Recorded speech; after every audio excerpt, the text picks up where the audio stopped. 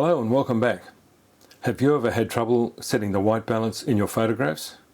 And does it matter what white balance you set when you're capturing raw files? And is a technically correct white balance the best option when you're processing your images? In this video, we're going to explore all of these options and we'll give you a surefire way to set the white balance to what looks right every time in your photographs. So let's jump in. So I'll answer the first question, and that is, what white balance setting should you record your images on? Now, shooting raw files, technically the white balance doesn't matter because it's not set in concrete and we can change it after the fact.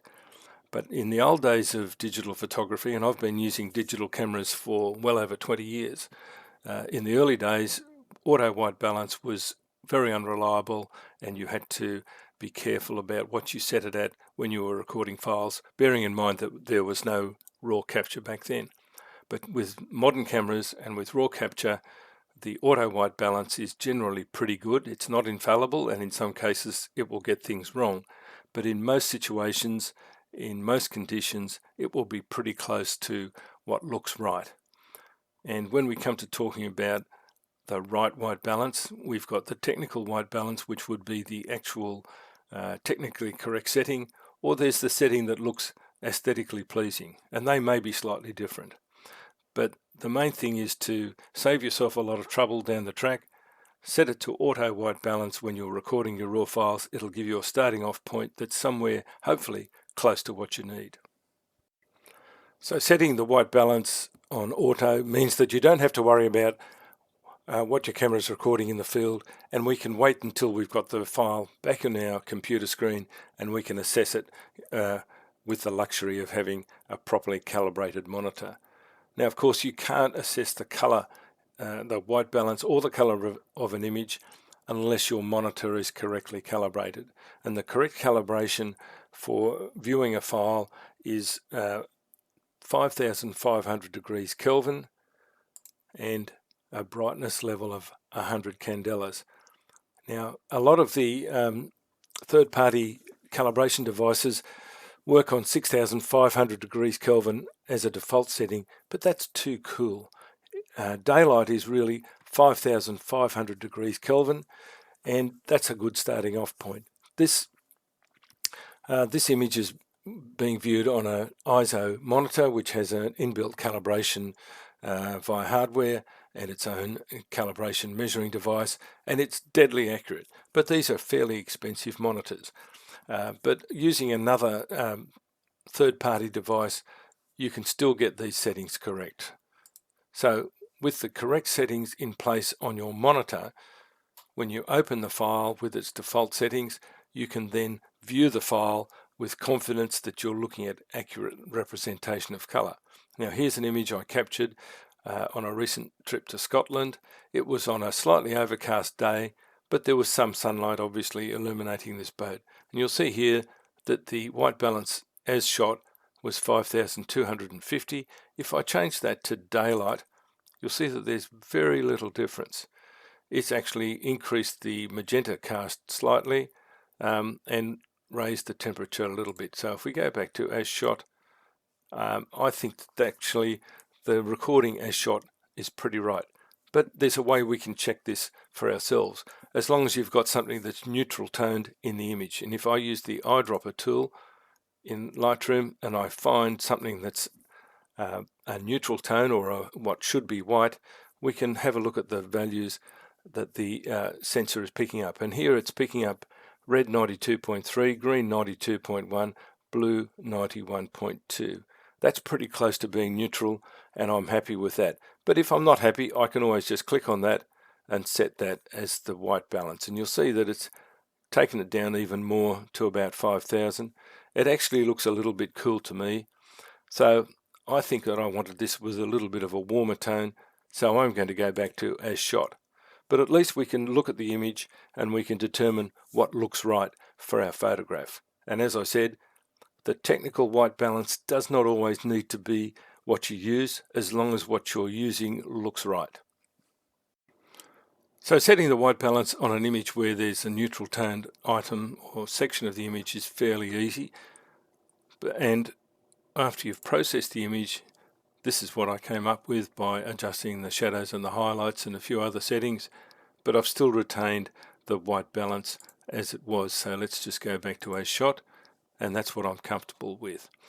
So that's fine, but what happens when we get into a situation where we've got a photograph like this one, where there's no neutral tone and it's more of an abstract image, where the white balance, well, may or may not be accurate, and does it really matter? Well, in this instance, the auto white balance setting was pretty right. I left it as it was recorded, but I've changed the color settings quite a lot.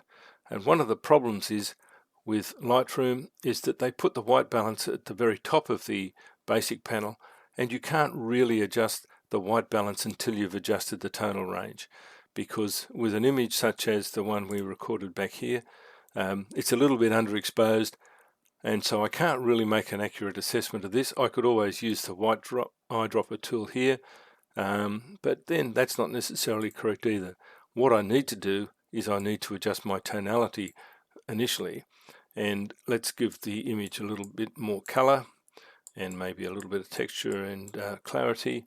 And you can see here that once I've adjusted these things, and I'll probably give this a bit more color, now I can assess the white balance and see if I want to change it.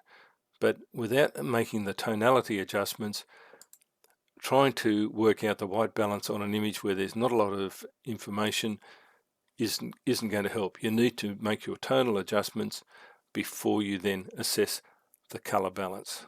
So going back to this one, yeah, without that, I've got nothing neutral that I could pick as a color balance, and if I try to use the sand, for instance, it's going to give me a very strange color balance. And if I go something like this, that's even worse, and you can click all around the image and you'll get nothing that's going to be suitable.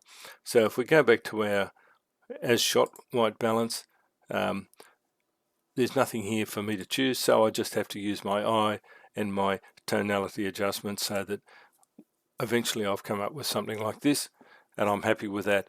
And correct white balance in this situation doesn't really matter. But the situation gets a little bit different when we come to something like this image, where the white balance as recorded, and let's just reset that, as shot, has been fooled by the slightly different conditions. And this was photographed in the Tasmanian rainforest, and there is a lot of very bright green moss and growths on the plants that throws the white balance completely out. And the camera's seen this excessive green and tried to counteract that by shifting the green and magenta tint way over into the magenta side, and you've ended up with this very funny looking white balance. So we also don't have anything here where we can sample the color to try and get a neutral tone. You know, we could look at some of these branches, but I don't really know if that was correct anyway.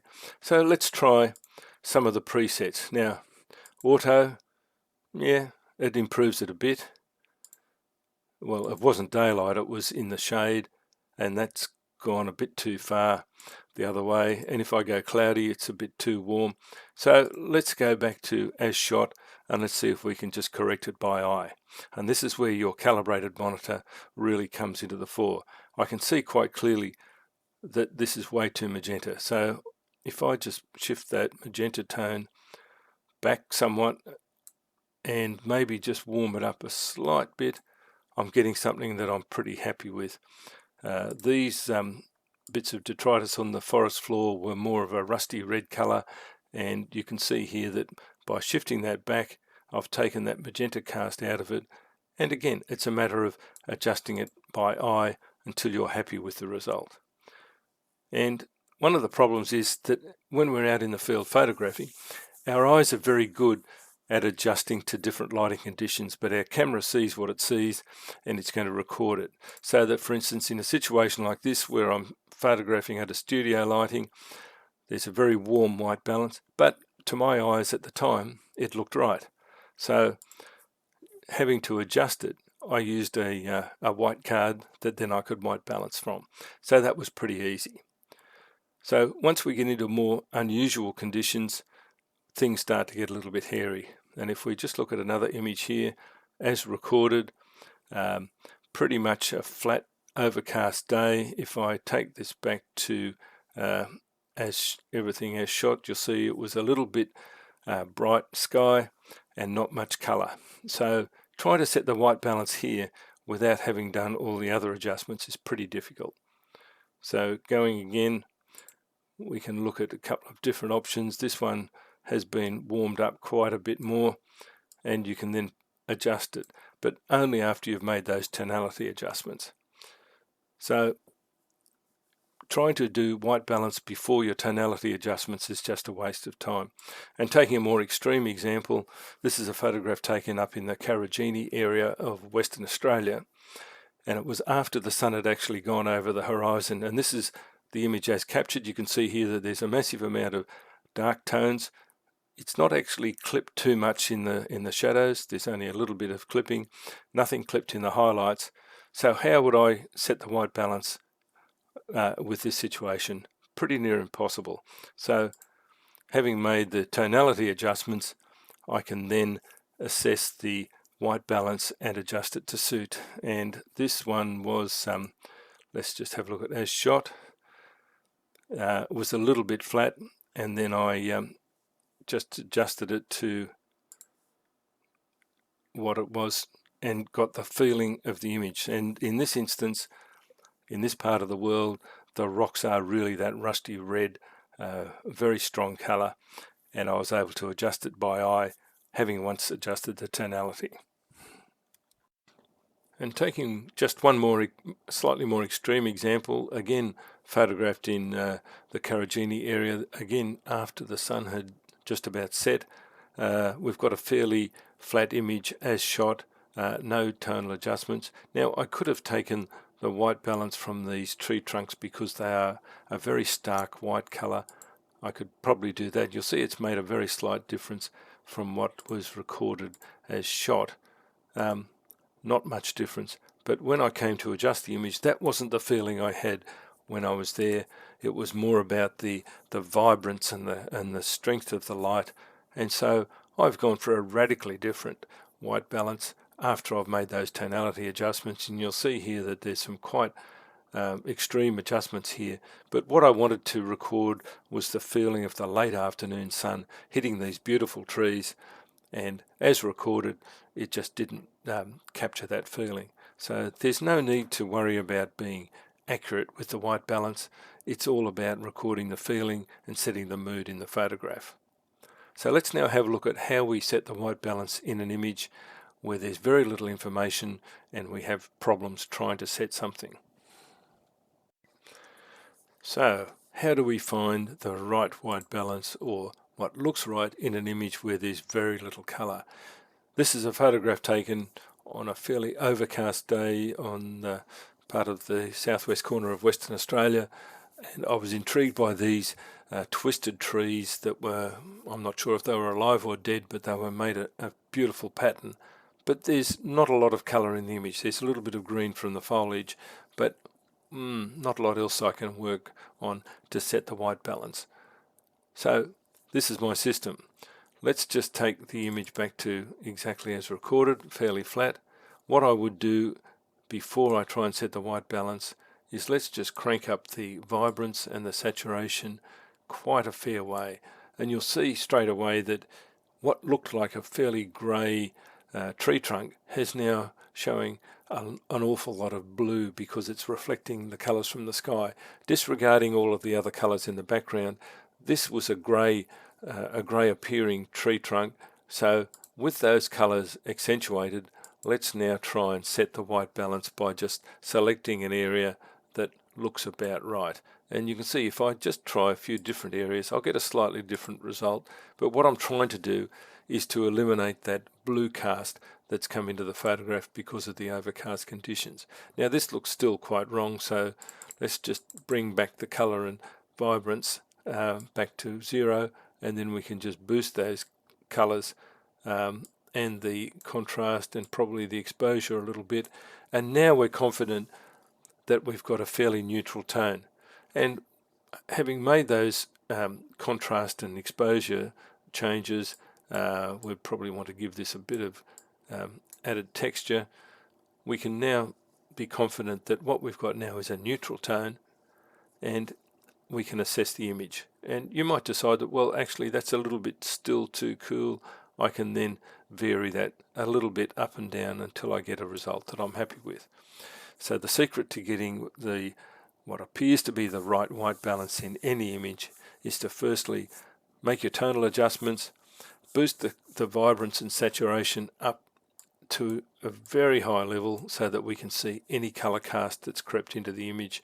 And you'll see now that I've warmed that one up slightly. Let's go back to a more neutral tone.